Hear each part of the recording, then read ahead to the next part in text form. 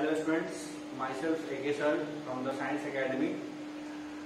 मैंने आप लोगों के लिए क्लास 11th के लिए फिजिक्स का सीरीज लेकर आया हूँ। ठीक, इसमें हम लोग very first chapter unit and measurement से स्टार्ट करेंगे और हमारा ये chapter sound and waves motion पे जाके एंड हो जाएगी। ठीक है, तो इसके लिए अगर हम सिलेबस से स्टार्ट करते हैं, सबसे पहले हम देख लेते हैं कि हमको पढ़ना कितना है ना। तो उसको हम आप लोगों के सामने एक बार पूरे सिलेबस को लिख रहे हैं यहाँ पे, और उसका थोड़ा सा समझ उसका रख लेंगे। इसके बाद हम लोग उसमें से जो पहला चैप्टर है हमारा यूनिट एंड मेजरमेंट्स, उसको शुरू करेंगे। ठीक, आइए देखते हैं सिलेबस क्लास 11th का। इसमें यूनिट एंड डायमेंशन, दूसरा है error analysis, and third one है basic mathematics, and fourth one scalars and vectors, fifth one is kinematics.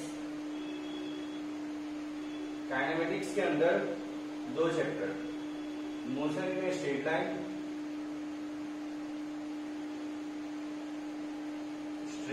Line, और दूसरा chapter motion in a plane.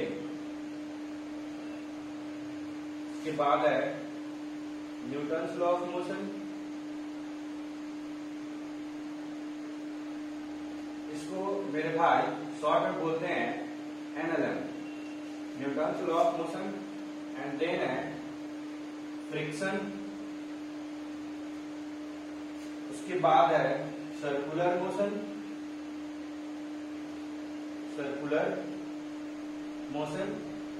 उसके बाद है वर्क, पावर एंड एनर्जी, जिसको हम हिंदी में बोलते हैं कार्य, ऊर्जा और क्षमता। इसको शॉर्ट में बोलते हैं WPE, work, power and energy. ठीक, इसके बाद का जो टॉपिक है अपने पास सेंटर ऑफ मास, इसको शॉर्ट में बोलते हैं COM। नेक्स्ट चैप्टर है कॉलिजन, उसके बाद है रोटेशनल मोशन, उसके बाद है सिंपल हार्मोनिक मोशन,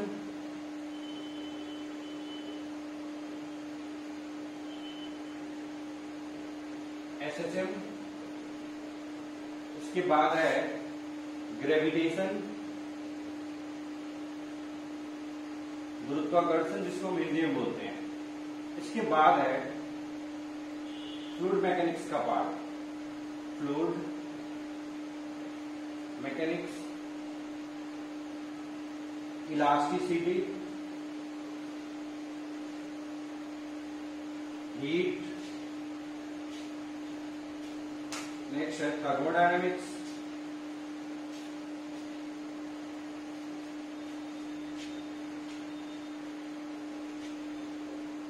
उसके बाद है काइनेटिक थ्योरी ऑफ गैसेस,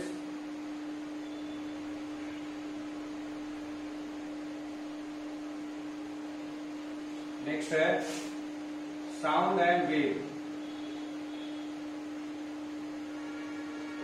ठीक, तो इतने सारे हमारे जो चैप्टर है, ये सारे चैप्टर हमको पढ़ना है मुझे। अब इसके बाद जो टॉपिक, जो इतने सारे चैप्टर्स हमको पढ़ना है, ये लगभग 16, 17 या 18 इसके आसपास हो। ठीक, तो इसमें जो पहला टॉपिक है अपना यूनिट एंड डायमेंशन, इसको यूनिट एंड मेजरमेंट्स भी बुक्स में, कितने बुक्स में ऐसे करके ये चैप्टर का नाम दिया गया है, यहाँ से शुरू है। इसको जरा समझ भी लेते हैं ये हमारे सिलेबस को, कि ये आपके लिए पहली बार है। देखो, जो यहाँ तक है इसको हम फिजिक्स लगभग नहीं बोलते हैं, ये फिजिक्स में नहीं है, ये मैथ का टॉपिक है।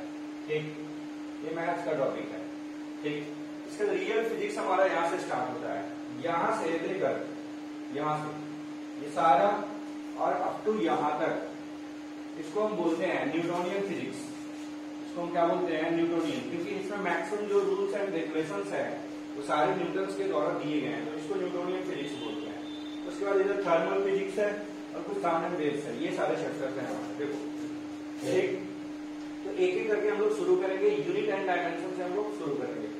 जैसे इसमें आप ये सब 9th में आप लगभग इसका इंट्रोडक्शन आप पढ़े होंगे 9th क्लास में। जैसे motion in a straight line, motion सीधी रेखा में, प्लेन में है मोशन, उसका न्यूटन्स लॉ आप 9th क्लास में पढ़े हैं। न्यूटन्स का 3 नियम, 3 लॉज ऑफ मोशन, एक फ्रिक्शन, सर्कुलर मोशन, सारे टॉपिक से आप लगभग आइडेंटिफाइड है। ओके, तो हम लोग पहला चैप्टर स्टार्ट करेंगे यूनिट एंड डायमेंशन से। तो पहला चैप्टर हेडिंग लगाया जाए unit and dimension.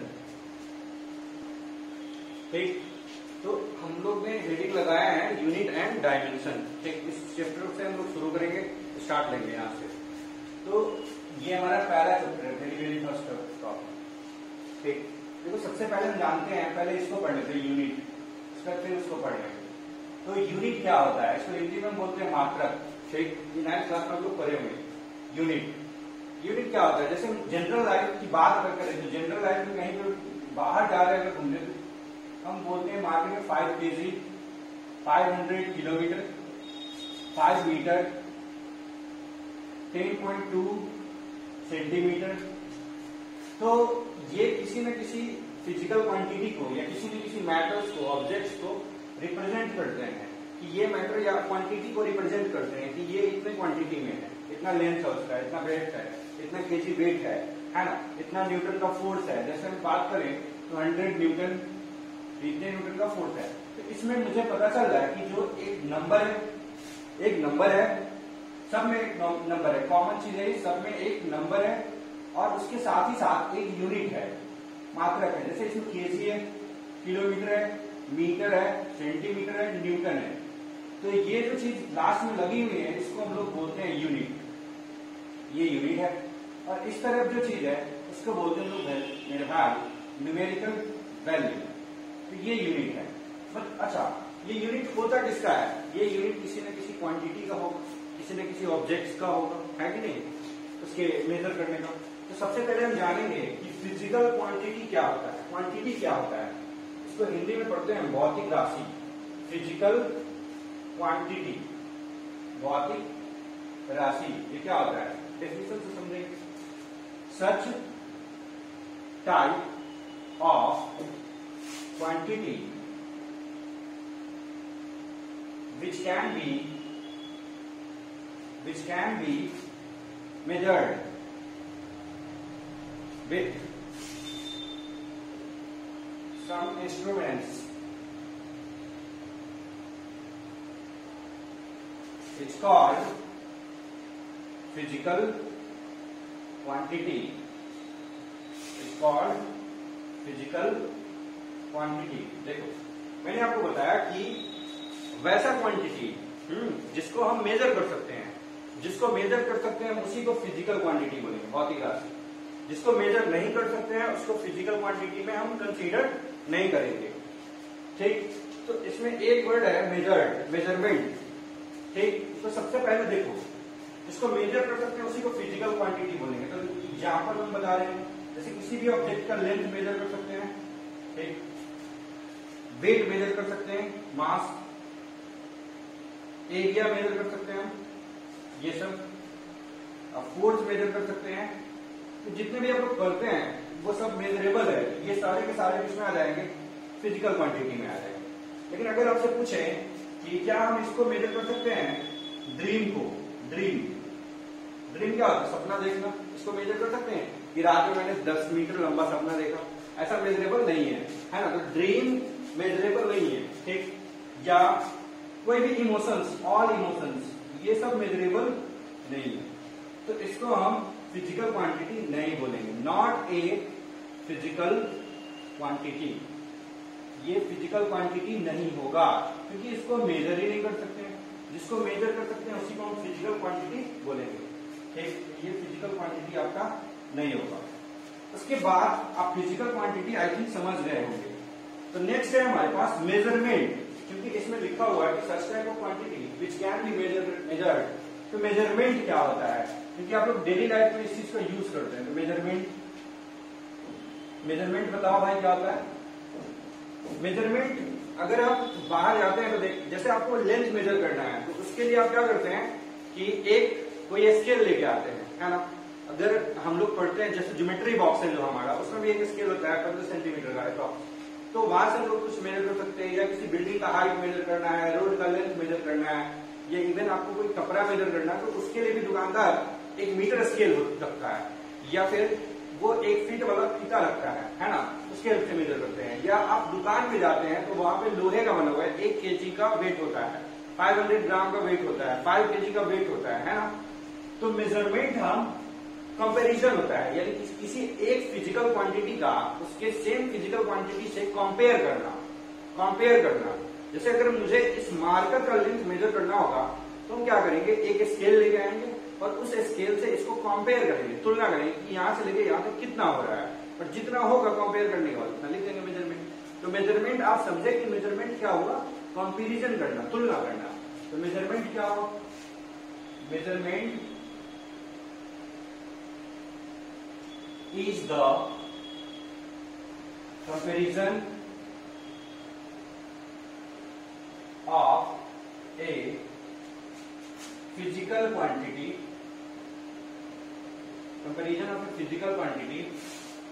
with same type of physical quantity। देखो same type of physical quantity क्यों बताएं आपको, इसको जरा गौर करना है कि जैसे अगर लेंथ मेजर करना है तो मुझे उसको लेंथ को केजी से मेजर नहीं कर सकते हैं, है ना।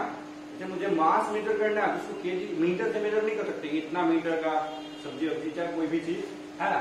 तो इसीलिए हम यहाँ पे लिखते हैं same type of physical quantity. अगर लेंथ को मेजर करना है तो मीटर वाला ही स्केल लगाएंगे, किलोमीटर वाला ही स्केल लगाएंगे, या फीट वाला ही स्केल लगाएंगे। उसके लिए केजी वाला हम मेजरमेंट नहीं यूज करेंगे। बेसिक बात को समझना कि मेजरमेंट क्या होता है, कंपैरिजन ऑफ फिजिकल क्वांटिटी, इसको हम लोग मेजरमेंट बोलते हैं, ठीक। तो ये बेसिक चीज आप समझ गए होंगे। उसके बाद नेक्स्ट चीज है, नेक्स्ट देखो फिजिकल क्वांटिटी कितने टाइप्स के होते हैं, टाइप्स ऑफ फिजिकल क्वांटिटी। क्योंकि आप जितने भी चीज अपने आंख से देख रहे हैं ऑल आर फिजिकल क्वांटिटी, सबको मेजर कर सकते हैं, अप्रोक्सीमेट सबको मेजर कर सकते हैं। तो ऑब्वियस सी बात है अगर इस सारे को हम एक साथ पढ़ना चालू करेंगे तो फिजिक्स के हम यूनिट एंड डायमेंशन वाले चैप्टर में फंसे रहेंगे, ठीक। तो इसके लिए कुछ इसको कैटेगराइज कर लेते हैं, कैटेगराइज करने के बाद हमारे पास वे बन जाएगा इसको पढ़ने का, ओके। तो फिजिकल क्वांटिटी को हम लोग 2 पार्ट में डिवाइड कर लेते हैं। एक को में बोलते हैं fundamental physical quantity, fundamental physical quantity, ठीक। इसको शॉर्ट में लिखते हैं FPQ, फंडामेंटल फिजिकल क्वांटिटी। और इसको आप बेसिक फिजिकल क्वांटिटी भी बोल सकते हैं, बेसिक फिजिकल क्वांटिटी। जो लोग हिंदी मीडियम वाले हैं उसके लिए मैं हिंदी में बता रहा हूं, आधारभूत भौतिक राशि, ठीक, बेसिक फिजिकल क्वांटिटी या फंडामेंटल फिजिकल क्वांटिटी। उसके बाद दूसरा वाला जो है इसको हम बोलते हैं derived physical quantity, derived physical quantity, ठीक। ये 2 तरह के हुए फिलहाल। एक और होता है मेरे भाई थर्ड वन, तीसरा वाला बोलते हैं supplementary physical quantity, supplementary physical quantity, ठीक। अब ये क्या होता है ये भी हम आपको बाद में अभी बताएंगे, एक एक करके तीनों एक्सप्लेन करेंगे, ठीक। तो फिजिकल क्वांटिटी 3 तरह के होते हैं, 3 टाइप्स के। फंडामेंटल फिजिकल क्वांटिटी इसको हिंदी में बोलते हैं आधारभूत भौतिक राशि, और बेसिक फिजिकल क्वांटिटी बोलते हैं। दूसरा हमारे पास derived physical quantity, and third one is supplementary physical quantity. तो इस तरह से हम लोगों ने समझा कि फिजिकल क्वांटिटी क्या होता है, जिसको मेजर कर सकते हैं, दैट्स कॉल्ड फिजिकल क्वांटिटी। अगर मेजर नहीं कर सकते हैं तो वो फिजिकल क्वांटिटी नहीं होगा।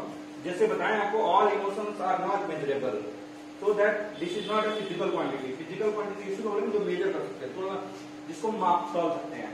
मेजरमेंट क्या होता है, मेजरमेंट कंपैरिजन होता है, comparison of physical quantity with that same physical quantity के साथ कंपैरिजन करना। उसका टाइप्स इसका बताएं, और नेक्स्ट हम फिर समझते हैं कि फंडामेंटल फिजिकल क्वांटिटी क्या होता है। तो नेक्स्ट हेडिंग लगाया। हाँ, तो मैंने आपको बताया कि फिजिकल क्वांटिटी क्या होता है, ठीक।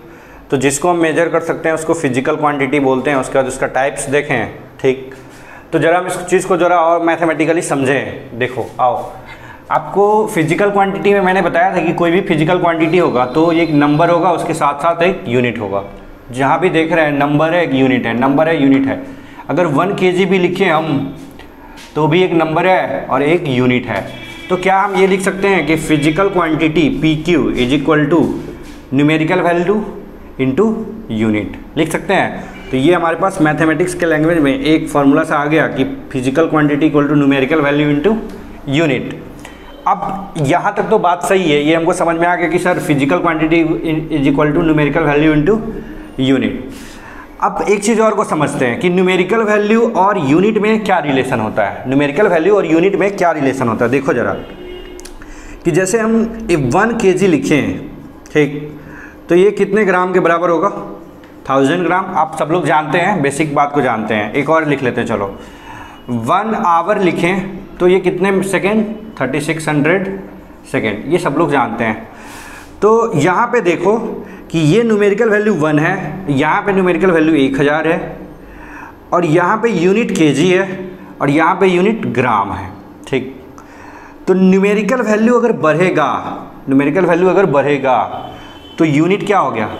छोटा हो गया। अरे भाई kg से यूनिट ग्राम छोटा ही है ना, kg बड़ा यूनिट हो गया, ग्राम क्या हो गया? छोटा यूनिट। तो न्यूमेरिकल वैल्यू अगर बढ़ेगा तो यूनिट क्या हो जाएगा? घट जाएगा।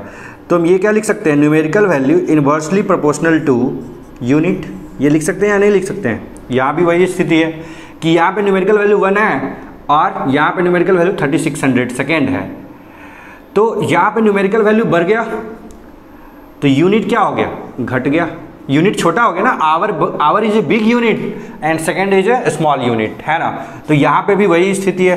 तो हम ये लिख सकते हैं कि numerical value inversely proportional to unit. अच्छा, अगर इस प्रोपोर्शनल साइन को हटाते तो एक कांस्टेंट लाते हैं k डिवाइड बाई यू, एक कांस्टेंट है, ठीक से। उससे अच्छा लिखो, यहाँ पे k मत लिखो, यहाँ पे कांस्टेंट लिखो, एक कांस्टेंट है, ठीक, कांस्टेंट डिवाइड बाई यू।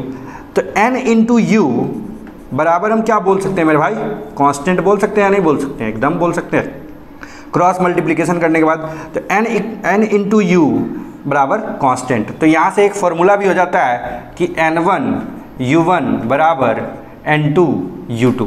यहाँ से एक हमारे पास फॉर्मूला बन जाता है, इसमें देख लो बॉक्स में, बॉक्स के अंदर, कि इसी से फॉर्मूला बनता है n1u1 बराबर n2u2। ये क्यों बनेगा ना? क्योंकि n इंटू यू बराबर कॉन्स्टेंट है। तो हम ये बोल सकते हैं कि n1u1 बराबर n2u2। देखो कैसे, क्योंकि यहाँ पे n1 का वैल्यू कितना हो गया?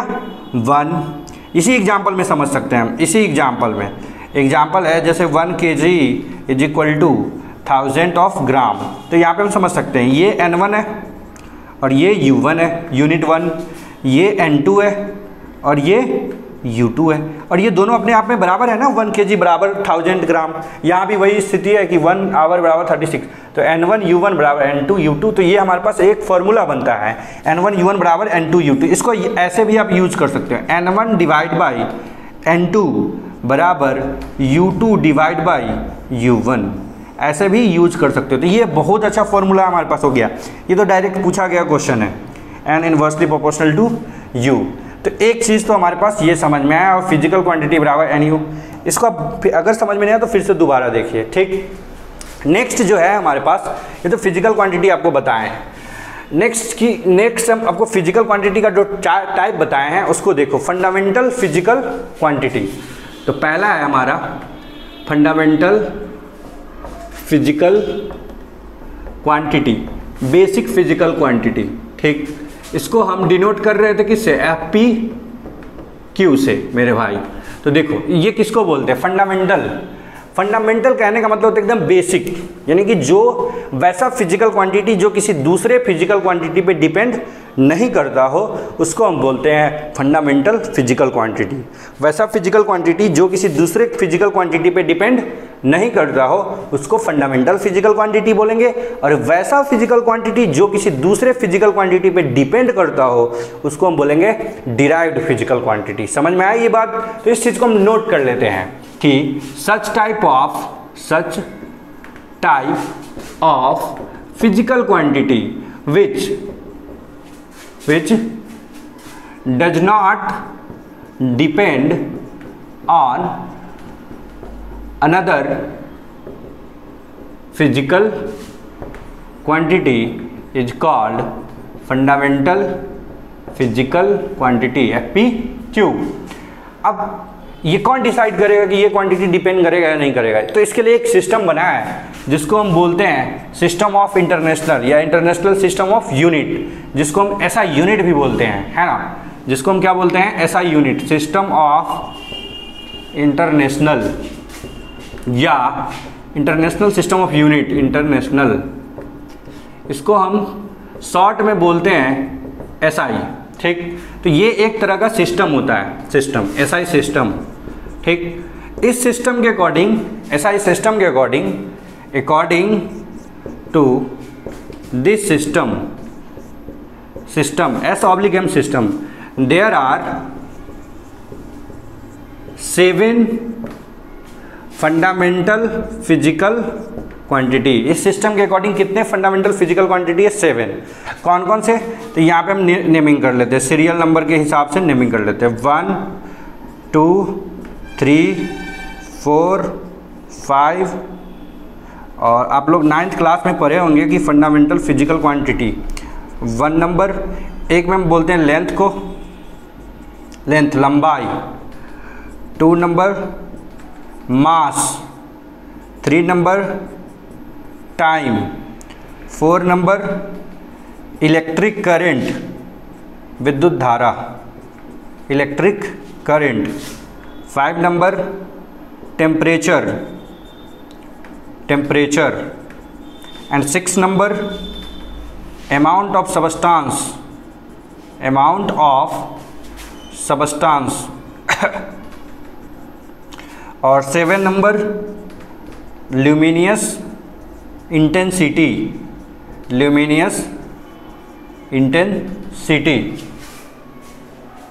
तो ये जो है हमारा, देखो ये तो हमारा हुआ फंडामेंटल फिजिकल क्वांटिटी FPQ। अब इसका यूनिट क्या होता है? SI unit. इसी का हम SI यूनिट भी देख लेते हैं ज़रा। तो लेंथ का SI यूनिट क्या होता है मेरे भाई? SI यूनिट मीटर, और भी यूनिट होते हैं बट SI यूनिट मीटर होगा। ठीक, मास का किलोग्राम, और टाइम का सेकेंड, ये सब SI यूनिट है। करंट का एम्पियर, AMPERE, एम्पियर, और टेम्परेचर का केल्विन, और उसके बाद है अमाउंट ऑफ सबस्टांस का मोल, ल्यूमिनियस इंटेंसिटी का कैंडेला। ये आप वैसे 9th क्लास में पढ़े होंगे। ठीक, अब देखो इसका सिंबल भी देख लो, यहाँ पे आप शायद देख रहे होंगे सिंबल, इस यूनिट का सिंबल। मीटर का सिंबल होता है M, स्मॉल m, किलोग्राम का kg, सेकेंड का स्मॉल s, एम्पियर का कैपिटल A, केल्विन का K, मोल का MOL, कैंडेला का CD।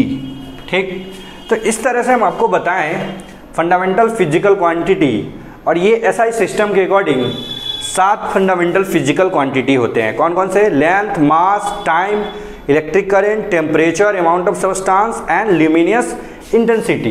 तो ये 7 फिजिकल क्वांटिटी फंडामेंटल है। ठीक, इसको हमको याद करना बहुत ही जरूरी है इस चैप्टर में, इसी चैप्टर में नहीं, सब चैप्टर में इसका यूज होने वाला है। ओके, फिर नेक्स्ट देखते हैं हम दूसरा नंबर हमारे पास फिजिकल क्वांटिटी था डिराइव्ड फिजिकल क्वांटिटी। तो आप लोग इसको छापिए।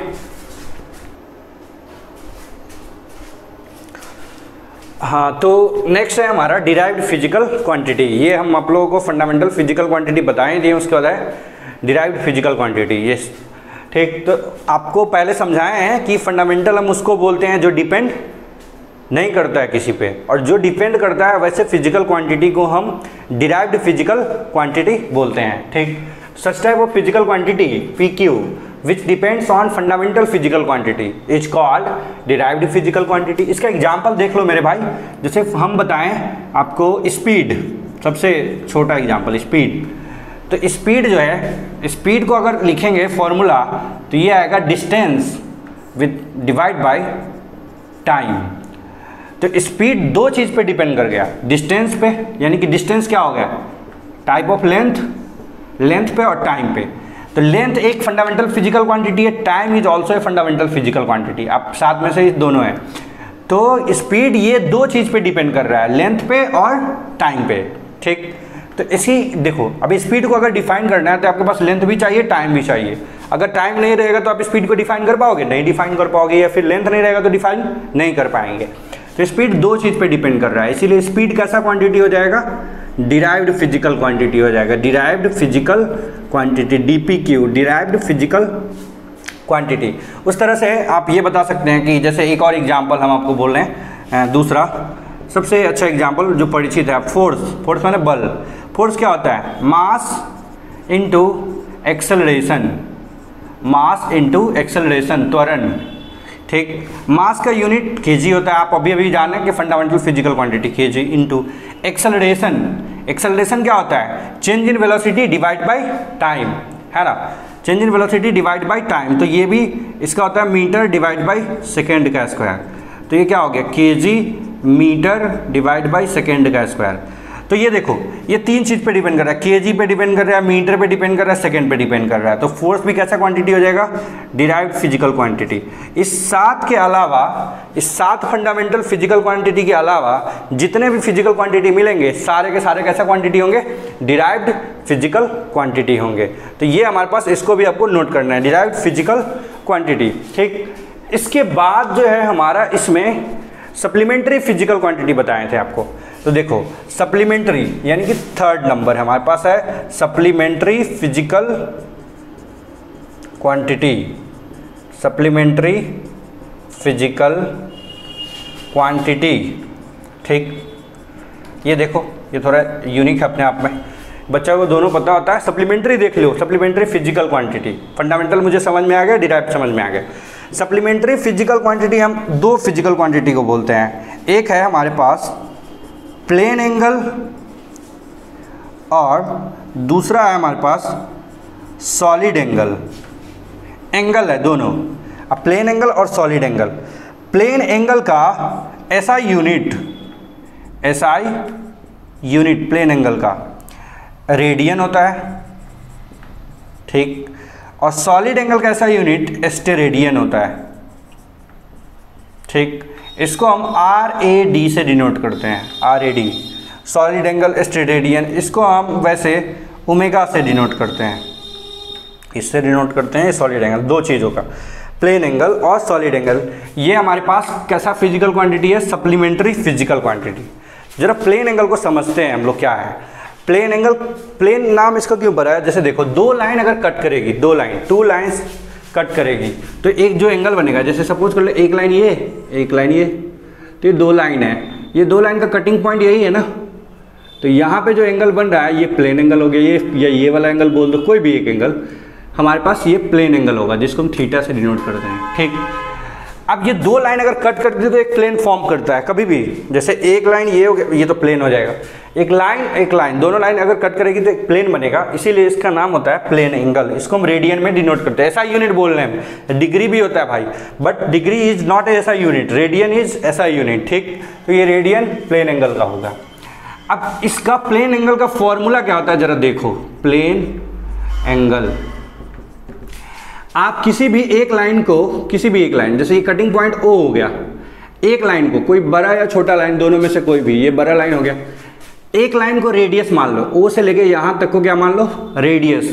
इसको रेडियस मान के और पूरा इसको रेडियस मान के ऐसे करके सर्कल घुमा दो, ठीक।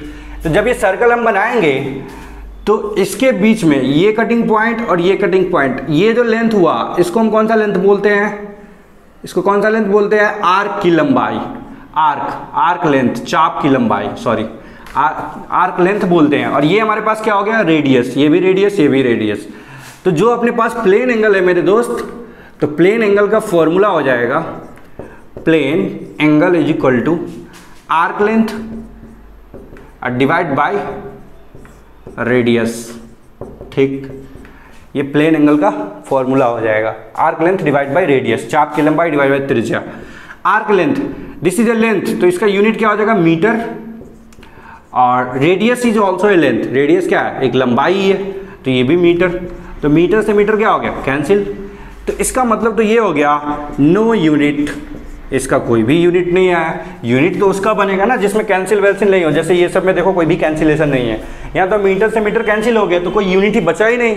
ठीक, तो प्लेन एंगल ऐसा क्वांटिटी हो गया हमारे पास जिसका कोई भी यूनिट और डायमेंशन नहीं होगा। डायमेंशन की बात बाद में करेंगे, कोई भी यूनिट अभी नहीं होगा, अभी हमने यही देखा, बट हमको मेजर करना होता है, इसीलिए एसआई सिस्टम ने एक यूनिट बनाया है इसका, रेडियन। ठीक, तो प्लेन एंगल ऐसा क्वांटिटी है जिसका कोई भी यूनिट नहीं होता है। तो प्लेन एंगल आपको आई थिंक समझ में आ गया होगा, arc length divide by radius. Sir आप बोलेंगे कि सर हम इस बड़ा वाला को सर्कल मानेंगे, कोई बात नहीं है, बड़ा वाला को रेडियस मानोगे तो इसको बड़ा वाला सर्कल बन जाएगा, तो ये आर्क लेंथ बढ़ जाएगा, फिर रेडियस भी बढ़ जाएगा।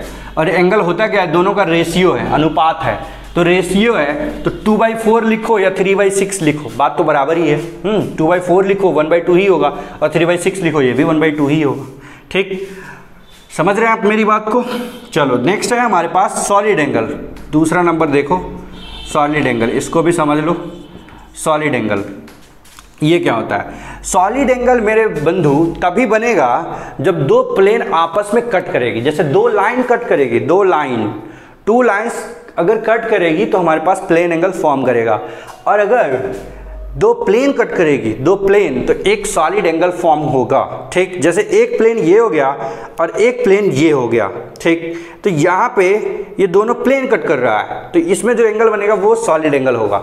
या फिर तुम ये बोल सकते हो जैसे तुम्हारा घर है, तो घर का कोई एक कोना, ठीक, घर का कोई एक कोना, समझो भाई मेरी बात को, घर का कोई एक कोना, वहाँ पे देखोगे तो 3 प्लेन कट करती रहती है, एक ऊपर वाला, एक नीचे वाला, एक साइड वाला वॉल, तो ये 3 प्लेन कट कर रही है। तो जहाँ पे प्लेन कट करेगी वहाँ पे क्या बनेगा, सॉलिड एंगल बन जाएगा। जैसे सपोज कर लो ये है हमारे पास,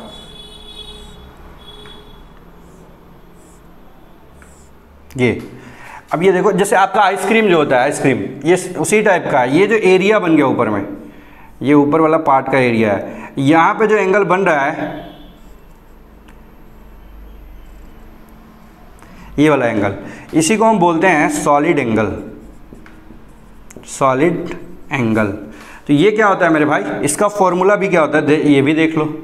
सॉलिड एंगल का फॉर्मूला, ये वाला एरिया, ये जो ऊपर वाला एरिया, टॉप एरिया, ये एरिया डिवाइड बाय रेडियस का square, area divide by radius का स्क्वायर। एरिया का यूनिट क्या होता है, मीटर स्क्वायर, आप सब लोग जानते हैं मीटर स्क्वायर, और रेडियस भी लेंथ है, और लेंथ का स्क्वायर क्या हो जाएगा, मीटर स्क्वायर। तो मीटर स्क्वायर से मीटर स्क्वायर भी कैंसिल हो गया, तो इसके पास भी क्या बचा, नो यूनिट। सॉलिड एंगल के पास भी नो यूनिट हुआ, कोई भी यूनिट नहीं हुआ। तो आपसे कोई पूछा जाए अभी तक फिजिक्स में जो पढ़े हैं कि ऐसा कोई फिजिकल क्वांटिटी बताओ जिसका कोई भी यूनिट नहीं होता है, तो प्लेन एंगल और सॉलिड एंगल अभी फिलहाल यही जानते हैं, आगे आपको और भी मिलेंगे, और भी फिजिकल क्वांटिटी होते हैं जिसके पास कोई यूनिट और डायमेंशन नहीं होता है। तो आई थिंक आपको ये पॉइंट आपको समझ में आया होगा कि डिराइव्ड फिजिकल क्वांटिटी क्या होता है, उससे रिलेटेड हमने एग्जांपल लिया, फिर सप्लीमेंट्री फिजिकल क्वांटिटी क्या होता है, फिर हमने दोनों को एक्सप्लेन किया। ठीक, इसके बाद नेक्स्ट चीज हम पढ़ते हैं, तब तक इसको आप छापिए।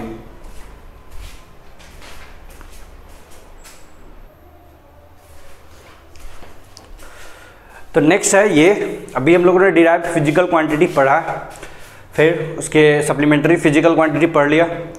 ठीक, तो सप्लीमेंट्री फिजिकल क्वांटिटी में हम लोगों ने देखा कि उसका प्लेन एंगल और सॉलिड एंगल, तो प्लेन एंगल का कोई भी यूनिट नहीं आया, लेकिन कन्वेंशनली यानी कि यूज़ करने के लिए हमारे पास यूनिट है रेडियन, और इसका है स्टेरेडियन। ओके, तो हम जरा इसको एंगल को रिलेशन में देख लेते हैं। डिग्री इज नॉट ए ऐसा यूनिट, मैंने आपको बार बार बोला हूँ।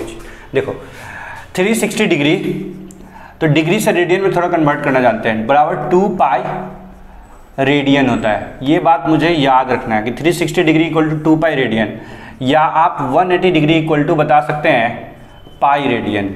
ठीक ठीक, ये चीज़ बता सकते हैं। यहाँ से आप 1 डिग्री भी निकाल सकते हैं कि 1 डिग्री बराबर कितना होगा, तो पाई बाई 180 रेडियन, ये पूछा भी गया कितना बार स्टेट इंजीनियरिंग वाले एग्जाम में, ठीक। या फिर 1 रेडियन इक्वल टू कितना डिग्री होगा, ये सब अब खुद से कैलकुलेट करोगे। पाई का वैल्यू कितना होता है 3.14, इसको डिवाइड करोगे आंसर आ जाएगा। ओके, तो ये हमारे पास इसको याद रखना है। उसके बाद सिस्टम ऑफ यूनिट है। आप एक सिस्टम ऑफ यूनिट्स देखो, सिस्टम ऑफ यूनिट्स में हमने आपको एसआई सिस्टम पढ़ाया है, एसआई सिस्टम। दूसरा होता है MKS system and third one होता है CGS system and fourth one होता है एफपीएस सिस्टम। तो सिस्टम ऑफ यूनिट मैंने आपको बताया, SI system, MKS system, CGS system, FPS system, ये सब हम लोग पढ़े हैं 9th क्लास में, ठीक। तो देखो एसआई सिस्टम में आप लोग पढ़ लिए। अभी एसआई सिस्टम में कितने फिजिकल क्वांटिटी होंगे? 7।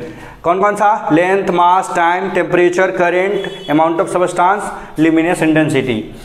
तो एमकेएस सिस्टम क्या होता है? ये ज़्यादा पॉपुलर है चार्ट। एमकेएस सिस्टम, इसका फुल फॉर्म होता है metre kilogram second system, metre kilogram and second system. CGS system centimetre gram second system, और ये फुट पाउंड सेकेंड सिस्टम, ठीक। ये होता है। सब में कॉमन सी बात ये है कि चारों सिस्टम में, चारों में टाइम का यूनिट सब में एक कॉमन है, सेकेंड ही होगा। टाइम का यूनिट क्या होगा? सेकेंड ही होगा। चाहे कोई भी सिस्टम हो, टाइम का यूनिट कॉमन होगा सेकेंड। तो आप इसको एक एक करके लिख सकते हो। ऐसा सिस्टम तो हम लोग पढ़ लिए हैं। एमकेएस सिस्टम में आप लिख लोगे कि in this system the unit of length, mass and time are metre, kilogram and second is called MKS system. उसी तरीके से सीजीएस सिस्टम में आप लिख सकते हो कि in this system of unit the unit of length, mass and time R centimetre, gram and second. FPS system में भी लिख लोगे कि फुट पाउंड सेकेंड होगा इसका यूनिट। सब में कॉमन चीज़ क्या है? सेकेंड एक यूनिट होगा। पाउंड को हम किससे डिनोट करते हैं मेरे भाई? जैसे किलोग्राम को केजी से डिनोट करते हैं, मीटर को एम से डिनोट करते हैं, सेंटीमीटर को आप लोग जानते होंगे सीएम से। पाउंड को किस में करते हैं? एलबी से। एलबी याद रखोगे, किससे?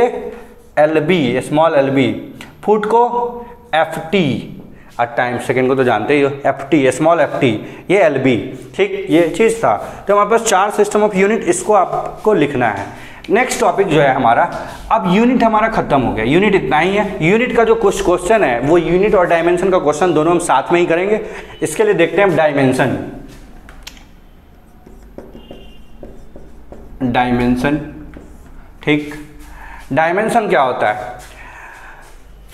देखो, जैसे जो हमारे पास लेंथ है, लेंथ ऐसा सिस्टम लिखते हैं, mass, time, current, temperature,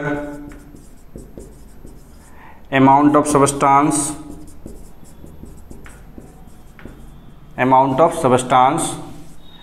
luminous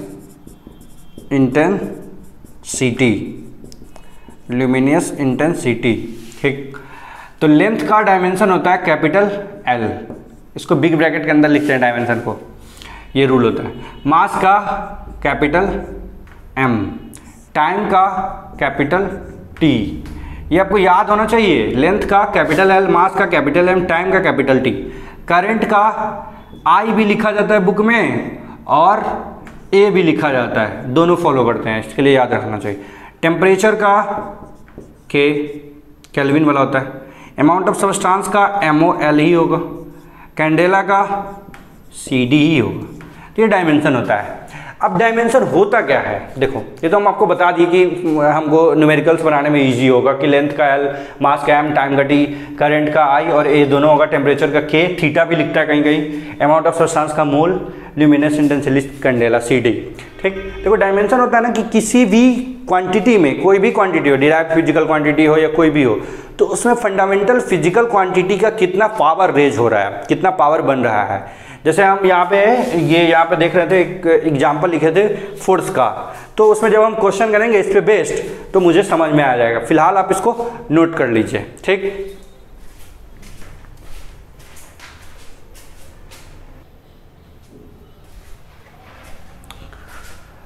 चलो आज के लिए इतना ही, आज हम इतना ही पढ़ते हैं। इसको आप बार बार रिवीजन कीजिएगा। रिवीजन करने के बाद आपको ये चीज़ यादें होनी चाहिए, क्योंकि थ्रोली वैसे न्यूमेरिकल्स हम करेंगे तो हमको पूरा याद हो जाएगा, रट्टा लगाने की ज़रूरत नहीं है, बिल्कुल रट्टा नहीं लगाना है हमको। कोई भी चीज़ सबको समझना है। जैसे फंडामेंटल फिजिकल क्वांटिटी किसको बोलते हैं, मेजरमेंट किसको बोलते हैं, फिजिकल क्वांटिटी क्या बोलते हैं। इसमें सबसे इंपॉर्टेंट जो चीज़ है वो है अपना ये वाला, ये चार्ट इंपॉर्टेंट है। उसके बाद एक चीज़ और आपको पढ़ाएं कि physical quantity is equal to n into u और n inversely proportional to unit. ये कैसे होता है वहाँ पे हमको बताए हैं, इसको आप ध्यान से पढ़िए गौर से तो आपको समझ में आ जाएगी, ठीक। उसके बाद बुक्स की जो ज़रूरत होगी तो आप यहाँ से एस.सी. वर्मा भी ले सकते हैं। एस.सी. वर्मा भी सॉल्व होगा आपसे आगे जब हम न्यूमेरिकल्स करेंगे तो, या आप डी.सी. पांडे भी पढ़ सकते हैं, ठीक। डी.सी. पांडे अरिहंत की एक बुक आती है, इसका मैकेनिक्स वॉल्यूम 1 करके। और जो लोग बायोलॉजी से रहेंगे उसके लिए इसका एक पूरा कंप्लीट सीरीज आता है, दो बुक का आता है, 11th में एक और 12th में एक, ठीक। डी.सी. पांडे का, अरिहंत का ही, तो दोनों में से कोई भी। और एनसीईआरटी को तो फॉलो मुझे करना ही है, ठीक। तो आज के लिए इतना ही। इससे आगे वाले लेक्चर में हम लोग डायमेंशन से रिलेटेड, यूनिट से रिलेटेड क्वेश्चन करेंगे। उसके बाद फिर आगे देखेंगे कि क्या पढ़ना है। ओके, तब तक के लिए बाय।